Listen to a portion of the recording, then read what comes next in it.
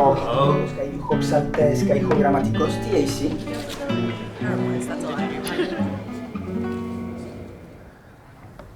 Well, good afternoon. I have been engaged in this particular theory and practice of teaching Latin for a number of years now, and I'll tell you just very briefly, Keith Toda, my colleague, is going to be doing a second session on this, and we're both going to be doing demos tomorrow, and there's a longer version of this, I think, later today. What motivates me, just very quickly, is what I encountered in the beginning of my career 27 years ago, and it was this typical experience that students would come into Latin 1, we would work hard, I would teach hard, they would study hard, they would drill hard, and then they would fail hard. They would get through Latin 1, and somewhere in the middle of Latin 2, they began to fall like flies, and nobody wanted to go on to Latin 3. And that was the repeated experience over and over and over again. And so that set me on a trajectory to find some way to make this language more accessible, not only to the students that I was teaching, but to all kinds of students. Because ultimately, what motivates me is that I strongly believe, as I suspect most of you do, that every student in this country certainly, or in Western civilization, has a right to access what Latin brings to us, not just those who can handle the kind of classes that we teach, because many students don't handle the kinds of classes that we teach. And so I have found my way into this community called Comprehensible Input. It's a kind of a puzzle to ponder. Comprehensible Input is not a linear approach. I'm going to be presenting it to you in a linear fashion. So that's already problematic. Longer version today, I think, during the various session, and demos tomorrow will help, I hope, put the puzzle pieces back together. It's the kind of approach that requires, like a lot of things, reflection and experience and experimentation. A lot of experimentation. Just this morning, Keith and I were talking about an email from a colleague who said, "Stop doing these things." He and I both do them. And so it was like, whoa, okay, wait a minute, I have to stop and think about that, because we've gotten in the habit of doing certain things in our classrooms. The theory of comprehensible input is the work of Stephen Krashen, and it's not new. It's been around for a long time. There are certain principles underneath the 5 principles that I want to share with you today, and my approach is going to be to share with you very quickly the 5 principles, the 5 hypotheses, and then turn with a little more attention to what this looks like in a Latin classroom, or what it can look like, what it looks like in my classroom. But underneath the work, Krashen is clear that hypotheses are predictors of new data. They are not summaries of what we already know. Hypotheses are looking for and trying to predict new data. If you do ABC, you will get XYZ. When hypotheses fail to produce that new data, he says they're now useless. Abandon them, because they're not doing anything for you. Conversely, he says, and this is pretty provocative, there's ultimately no proof of any approach. What he means by that is that if you have a hypothesis that predicts new data, you can collect that data. And the more that you do that, the more data you have, the more evidence that you have. So you can create an increasing amount of evidence that supports the hypotheses. But for your critic, there's never enough evidence. So ultimately, there's no such thing as proof of an approach or proof of hypotheses, only increasing data. Krashen's 5 hypotheses to date, and this is a quotation from himself, capture the data well enough to be worthy of consideration. It's certainly been my experience. So the 5 hypotheses and how they are applied in the Latin classroom. The first hypothesis is what he calls the acquisition versus learning hypothesis. Maybe for me, maybe for us, one of the more challenging ones. Here's what it says. It says that adults learn or have 2 distinct ways of developing competence in a second language. The first is acquisition. It is subconscious. It's used for communication. It's not conscious of rules. It has a feel for rightness. And it is a picking up of the language. The language is picked up through experiences. It is implicit. It's informal. And it's natural. To say that it's informal doesn't mean that it can't happen in a classroom. It can, but the experience itself is that of an informal experience. Learning, on the other hand, is conscious knowledge of a second language, knowing the rules, being aware of them, being able to talk about them. So adults have these two capacities for developing competence in a second language. This learning aspect is knowing about the language, it's formal knowledge of the language, and it is explicit learning. And it requires explicit teaching. So what does that look like in a Latin classroom? Traditionally, we have focused on learning about the language, learning rules, and learning grammar.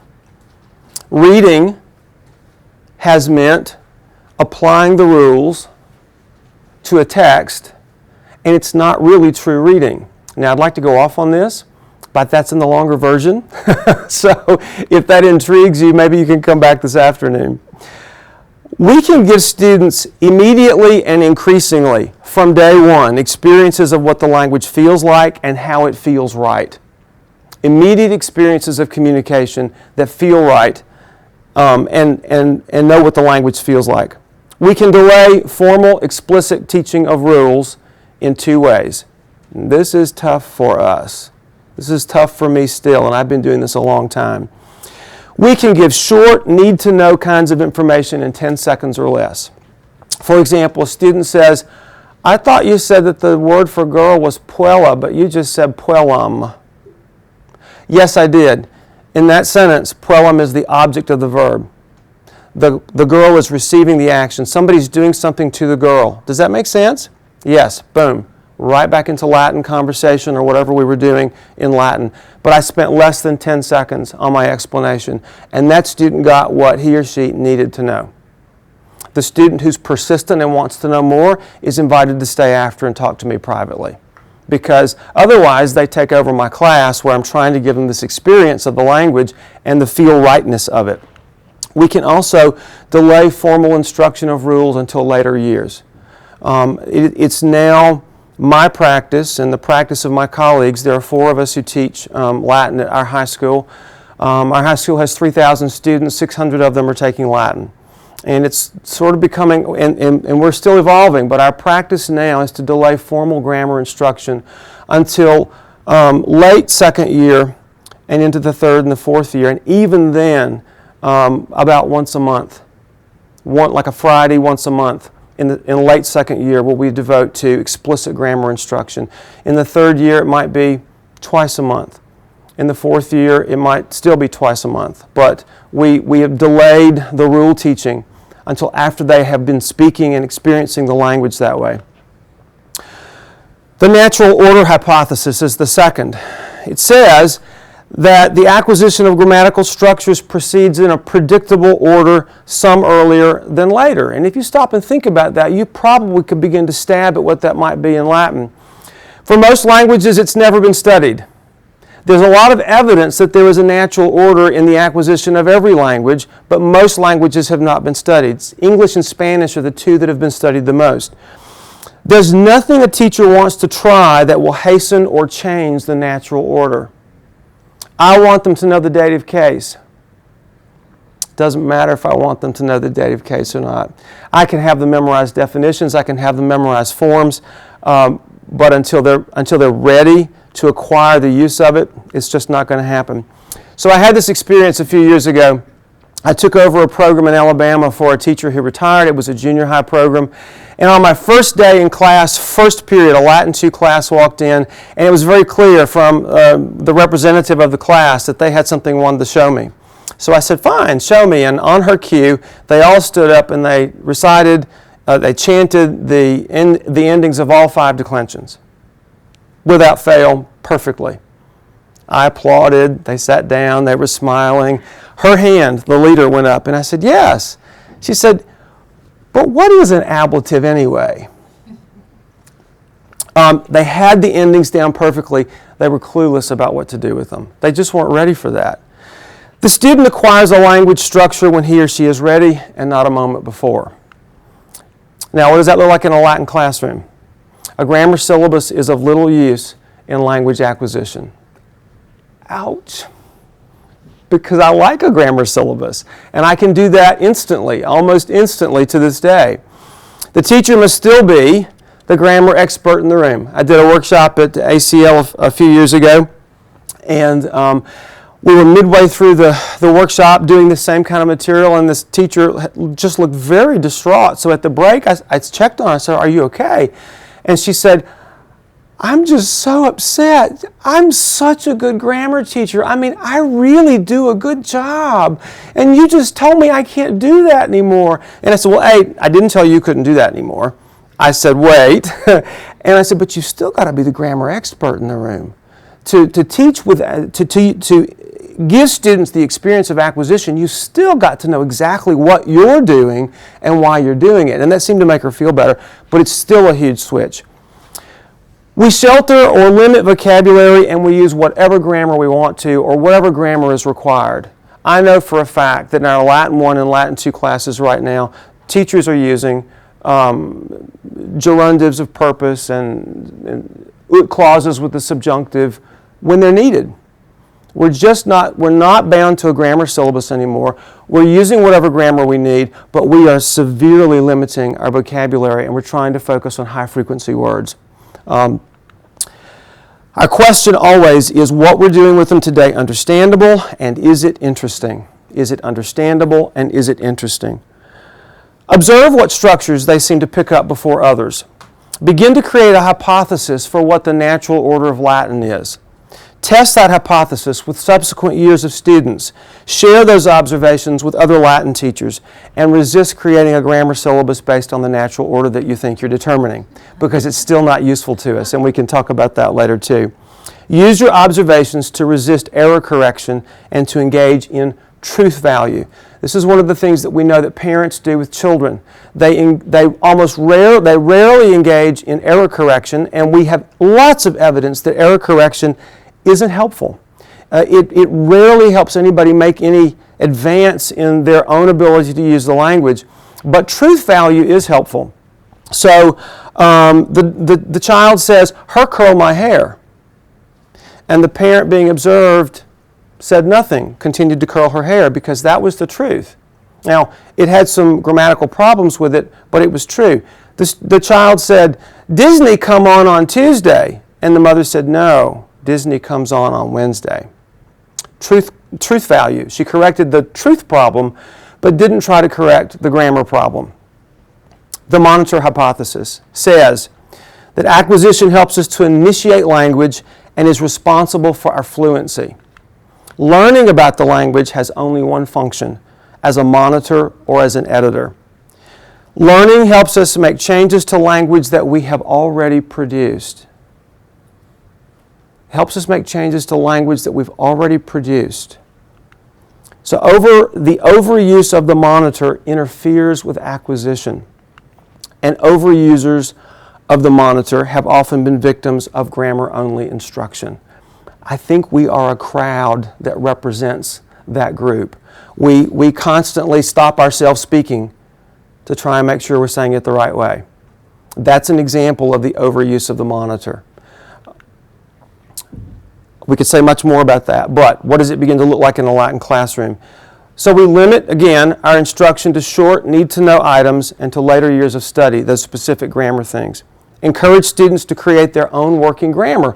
When I do explicit grammar, I invite them, get out your notebooks, make whatever notes that you want to, because I'm going to allow you to use your working grammar on any written exercise that we do.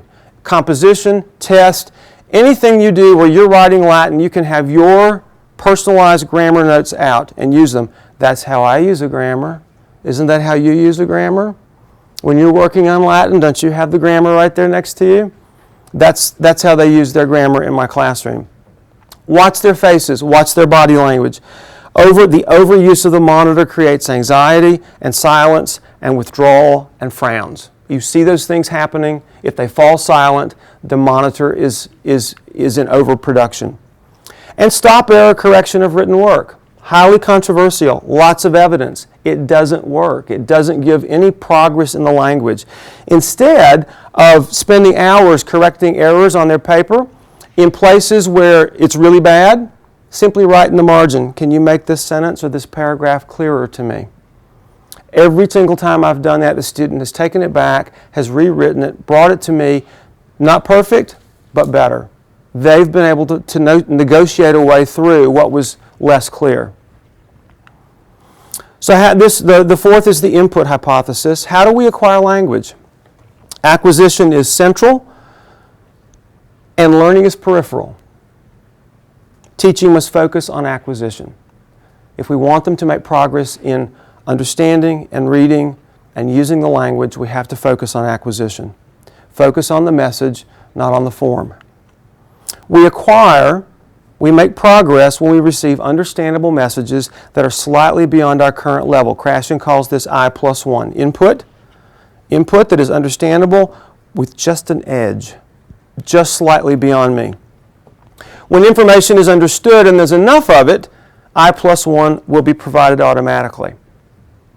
So in the Latin classroom, how does what I bring to them today give them what they currently understand but with a slight edge of the language?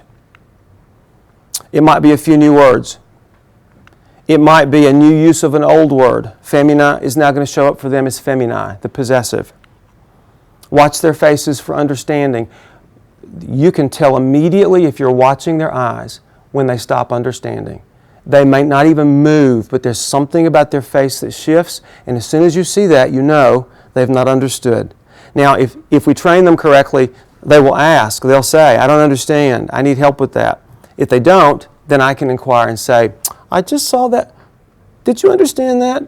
Oh, okay, well then ask me. And then go from there. Is today's message not only understandable, but something that they want to hear? I may be fascinated with it. If they're not, no progress. It needs to be something that's compelling, something that's interesting to them. Roughly tuned input is what parents do all the time. That is, they speak to their children at levels that they can understand, and sometimes a little much, and a little much, and a little much, and then they come back around. But if there's a lot of that going on, then with repetitions, they make progress. And allow for a silent period. We all need time with second language to take in new information. The last is called the affective filter. It includes 3 affective variables which make for effective language acquisition: motivation, self-confidence, and low anxiety. Those are things that we might guess.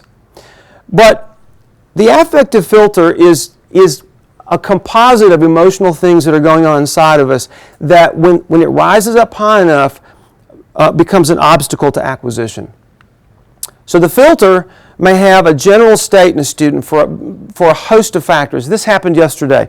Latin 1 class, student asked to go to the bathroom 5 minutes after he had asked to go to the bathroom before, and I questioned him on it, and he was non-responsive. He wasn't participating in the activity that we had going on.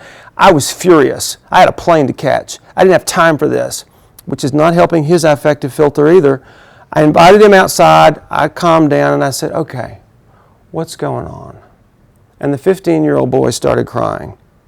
He never said a word. He didn't want to talk. I said, can you come back in and try? He said, can I go to the bathroom again first? I said, this time really quickly. He came back and he started participating in the activity while holding a ring. I'm pretty sure she had just broken up with him. That was all that was mattering for him.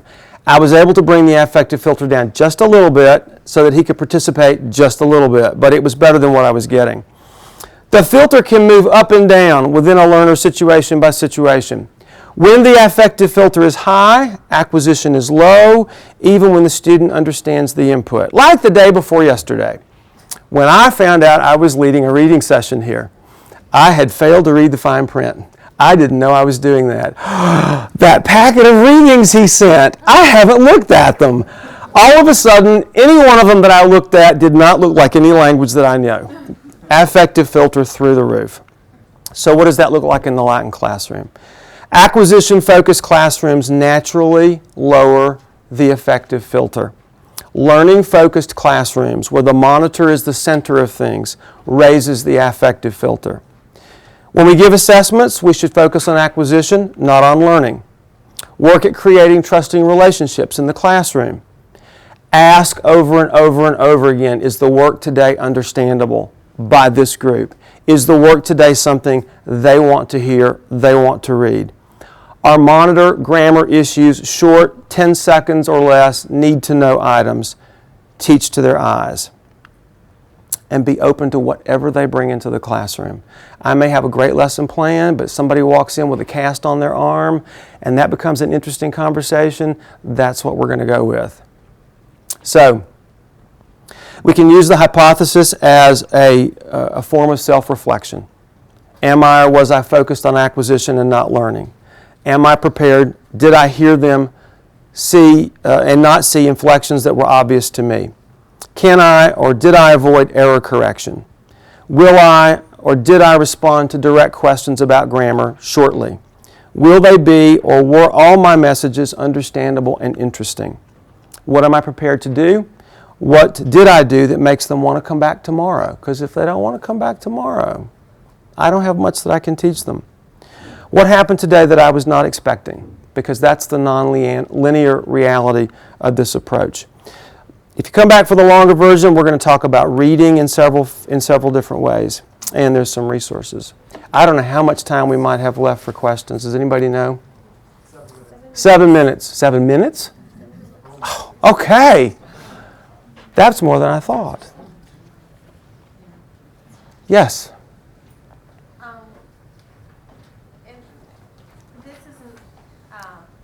Maybe this is a little bit of a personal question, but I find so much of this interesting and difficult for me as a person who, I'm like that teacher who was so upset, although I'm not upset right now, but my instinct was, I love grammar. Sure. I love my PowerPoints, and I don't want to give up those PowerPoints. I use tons of PowerPoints. Absolutely, and this is it. But here's my feeling is that, and I don't know whether there are other teachers in the room in a similar situation, but I am young. I'm in my profession and young, and I haven't been at my job for very long.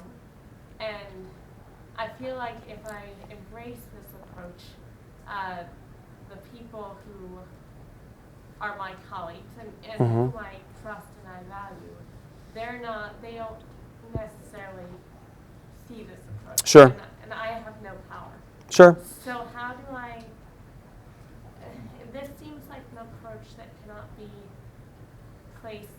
implemented in half measures. Oh. But I feel as though I could only do half measures because I can't completely reinvent the curriculum of my program. Yeah. So I'm so drawn to this, or I'm very drawn to this, and I think so much of it is useful and so much would help my students, but I feel a little bit helpless because I'm not in a position where I can affect change. Well, there's an awful lot wrapped up in your question. What I can say to you is that this is not done quickly. This is not, next year I'm doing comprehensible input. And a lot of us have taken that approach and failed and started over and failed. And when I say fail, it's really not failure because every attempt at this, you learn something from it. And that's why I said lots of reflection, lots of experience, lots of experimentation. And you do have power. You do have power, even if you're the most powerless person in your department. It happens when you close the door to your room. For the next 45 minutes or 50 minutes or an hour, whatever it is, I am the queen or the king of my domain. And what I'm going to try today may be an experiment in some of this. And you try it and you learn from it. And you can begin to adapt this to varying degrees in the program that you're in if it's what you want to do. I mean, to me, the most important thing you said is I'm very drawn to this. And I think you have to pay attention to that. How you work that out becomes a kind of a personal path in the circumstances that you're in. Listen, in that same school where the kids could all chant their endings but had not a clue what to do with it, I was the low man on the totem pole, and it really ticked off the senior teacher when I did this kind of work. It was not fun. I was still committed to it, and I've never had anything but growing programs from this. Even though it's difficult work and making the transitions are difficult. So I would say start somewhere, practice with it a little bit, and reflect on it. Okay, 1 and then 2. I have a question which I think of as similar, but maybe it's not, which is I also feel really drawn to this, but I also feel like the thing that I'm good at is doing the grammatical presentations and the grammatical explanations, and I think a lot of the reason that I haven't taken more of a plunge with CI is perfectionism. And so, it's maybe like a crazy question, but like how do I know when I speak Latin well enough to teach other people to how to speak Latin? And you're gonna get a variety of answers to that probably from the people in this room. This is just my answer. I maintain that you only need to speak Latin well enough for the students that you're working with right now. You know, I'm not the best speaker of Latin in the world, certainly not at this conference, but I speak well enough for levels 1, 2, 3, 4 in AP that I teach. And it's gotten better over the years. What I would say to you is that the grammar thing that you're good at is the thing that we're all good at. It's how we were trained. We've already developed that muscle, okay? So it's scary and it feels like I'm on unsure footing when I go and try this other thing, but you've already got the other strength in your pocket and you still need to use it. It's just that you'll be using some muscles that you haven't used in a while, and you have to develop those slowly. We have to stop. Okay. So maybe save further questions for the Varia session. I have one quick announcement though. Some of you may have already noticed today that if you are in 904 and 905 on the 9th floor, you will be in a Greek class. That's where Greek is happening. So for the Varia session, again, the classes up on the 9th floor are Greek. And if you see yourself sorted into a class on the 9th floor, you can expect to be in Ancient Greek with Professor Rico. Great. Thank you. Thank you. Thank you.